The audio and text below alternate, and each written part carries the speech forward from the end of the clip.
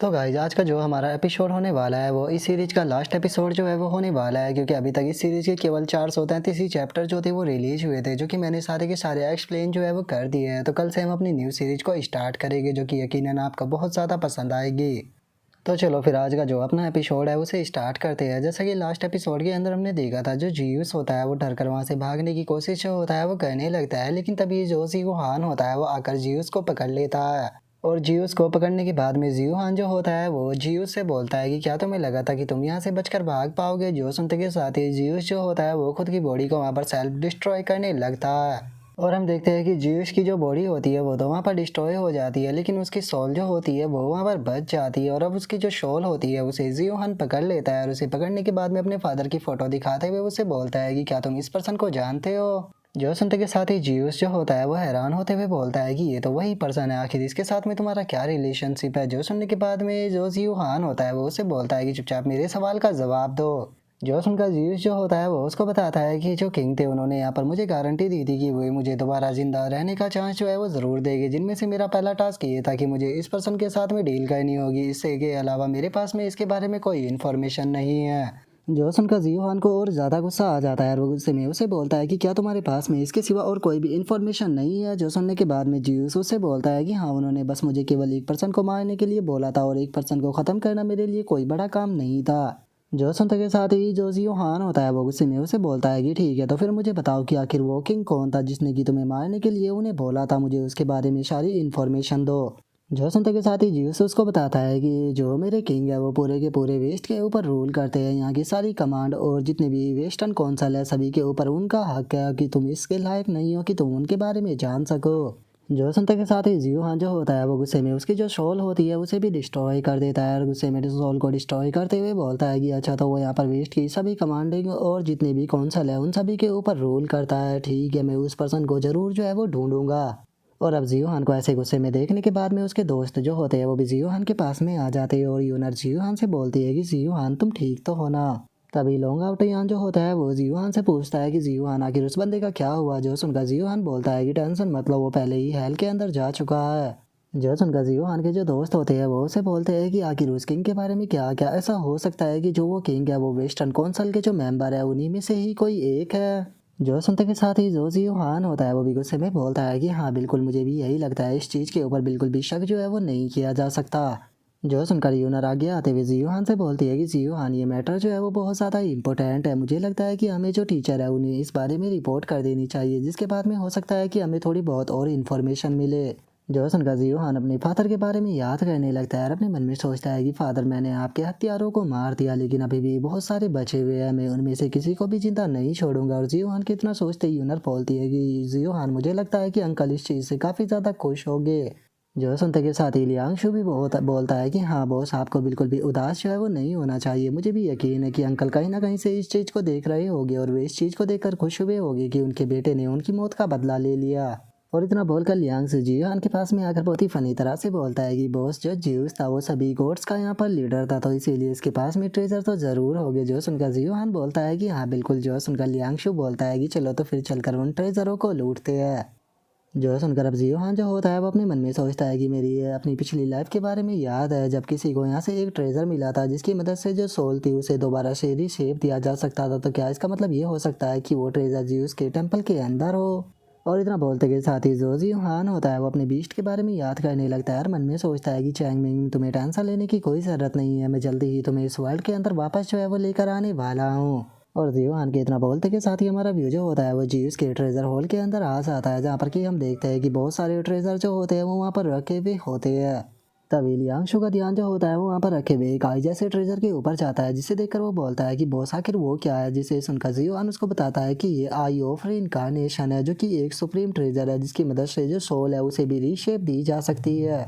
सच बताऊँ तो यहाँ पर इस ट्रेजर के लिए ही मैं आया हूँ, क्योंकि ये ट्रेजर जो है वो मेरे लिए बहुत ज़्यादा ज़रूरी है। मेरा एक दोस्त है जिसे कि मुझे वापस से लाइफ में लेकर आना है।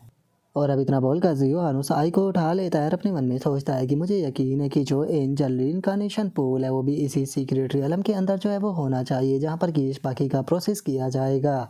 और इतना सोचकर अब जियोहान जो होता है वो एंजल रिइंकार्नेशन पूल जो होता है उसके ऊपर आ जाता है, जहाँ पर आने के बाद में जियोहान जो होता है वो अपने लोगों से बोलता है कि फाइनली हम लोगों ने इस जगह को ढूंढ ही लिया।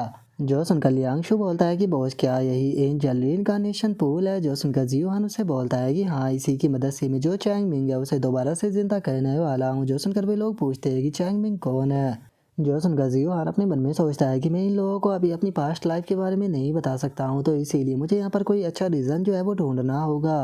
जो सुनकर जियोहान उसको बताता है कि वो एक मिथिकल बीस्ट था जो कि मुझे फॉरेस्ट के अंदर मिला था। हम लोग जो थे वो बचपन में काफ़ी सारा टाइम अपने एक साथ में बिताते थे, लेकिन एक एक्सीडेंट के कारण उसकी मौत हो गई, लेकिन मैंने उसकी जो सोल थी उसे बचा लिया था। और उसकी जो सोल थी चूँकि वो मेरी बॉडी के साथ में कनेक्ट हो गई, इसीलिए मेरी जो स्पिरिचुअल एनर्जी थी वो भी काफ़ी ज़्यादा बढ़ गई थी और मेरी कंटिन्यूएशन की जो जर्नी थी वो भी काफ़ी ज़्यादा स्मूथ रही है।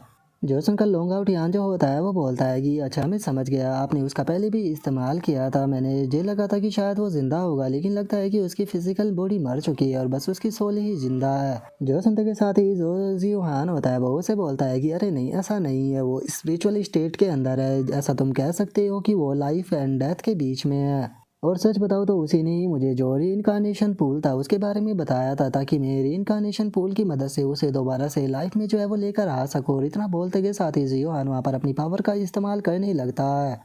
और अब इतना बोलते के साथ ही हम देखते हैं कि जो रीइंकार्नेशन पूल होता है वो एक्टिवेट हो जाता है। और रीइंकार्नेशन पूल के एक्टिवेट होते के साथ ही जियोहान जो होता है वो चैंग मिंग को उस आई के अंदर डाल देता है और उसके डालने के बाद में उसे पूल की तरफ फेंकते हुए बोलता है कि अब तुम्हारी बारी है। और इतना बोलते के साथ ही हम देखते हैं कि वो आई जो होती है वो पूल के अंदर चली जाती है, जहाँ पर कि काफ़ी ज़्यादा एनर्जी उसके ऊपर गिरने लगती है। और हम देखते हैं कि उस आई के अंदर से चैंग मिंग की जो शोल होती है वो भी निकल कर बाहर आ जाती है, लेकिन जैसे ही वो बाहर निकलती है तो अचानक से वहाँ पर एक एनर्जी का टोर्नेडो सा बनने लगता है। और हम देखते हैं कि चैंग मिंग की शोल जो होती है उसे आकर एक ब्लैक कलर का क्रिएचर कहा जाता है, जिसे देखने के बाद में जो जियोहान होता है वो भी काफ़ी ज़्यादा हैरान रह जाता है और बोलता है कि आखिर क्या है ये, क्या ये वही है जो कि मैं सोच रहा हूँ। जो सुनते के साथ ही जो लियांगशु होता है वो भी हैरान होते हुए बोलता है कि आखिर ये ब्लैक मोस्टर किस प्रकार का है, इसने तो चैंग मिंग को भी खा लिया। जो सुनकर जियोहान जो होता है वो बोलता है कि मैं इस चीज़ को लेकर पूरी तरह से तो श्योर नहीं हूँ, लेकिन ये मोस्टर जो है वो स्पेस और टाइम के अंदर फ्रीली ट्रेवल कर पा रहा है, इसीलिए इस मोस्टर का ओरिजिन बिल्कुल भी सिंपल जो है वो नहीं हो सकता। और इतना बोलकर जियोहान अपने दोस्तों से बोलता है कि तुम लोग मेरी बात को ध्यान से सुनो, अगर यहाँ पर कोई सी भी प्रकार का खतरा आता है तो तुम लोग जो है वो जल्द से जल्द यहाँ से वापस भाग जाओगे, तुम लोग मेरी चिंता बिल्कुल भी नहीं करोगे। और इतना बोलकर जियोहान उस मॉन्स्टर की तरफ जाने लगता है, जो देखकर यूनर चिल्लाते हुए बोलती है कि जियोहान प्लीज अपना ध्यान रखना। जो सुनकर लियांगशु बोलता है कि मिस, आपको टेंशन लेने की कोई जरूरत नहीं है, ब्रदर। जियोहान उस मॉन्स्टर को आसानी से हैंडल कर लेंगे, वे बहुत ज़्यादा पावरफुल है, इस प्रकार के मॉन्स्टर को मारना तो उनके लिए आसान सी बात है।